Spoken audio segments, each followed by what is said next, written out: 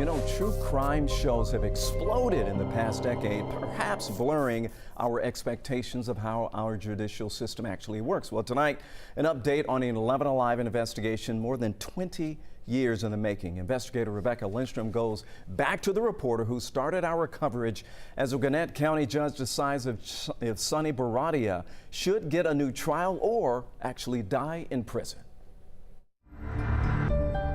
What was it like seeing him in court?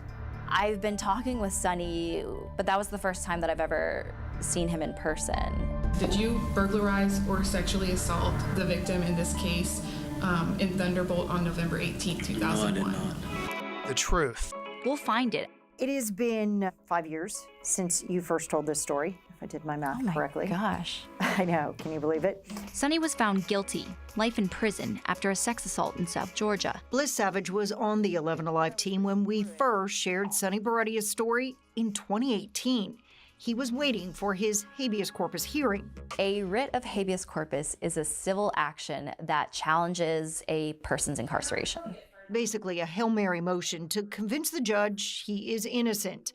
That hearing finally happened this summer. I'm Christina Cribbs. I'm the senior attorney at the Georgia Innocence Project. In the past 22 years, Sonny has tried just about every other option to get a new trial. Every time there's some kind of procedural bar that then prevents Sonny from getting relief. One of those big procedural bars involves DNA evidence. The gloves were worn by the perpetrator when he burglarized the house and when he sexually assaulted the victim. Sterling Flint's DNA is on the inside of those batting gloves. Sterling Flint is the man who testified against Sonny at the trial. And Sonny's DNA. It is nowhere to be found. So the courts have repeatedly ruled his attorney should have presented that DNA information back then. But in 2003, this forensic biology manager said the GBI only tested DNA on blood, semen, and hair. This is DNA of cells, or touch DNA. Not a routine procedure. Not routine. If they don't win this one, it's evidence that a jury will never hear. But the jury foreman in Sonny's trial said they should. Wow, just hearing what you guys told me now, that's shocking. That was his reaction when we told him in 2018. Bliss says it was what she learned covering his story that led her to go work for the Georgia Innocence Project.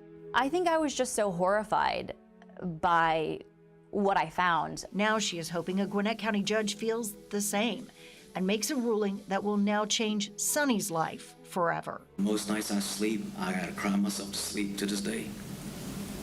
It just hurts. It's like you want his pain to stop. So at this point, there's no timeline on when the judge will actually make her final decision. And at the trial, the victim did identify Sonny as her attacker. And we asked Sonny's attorneys about all of that.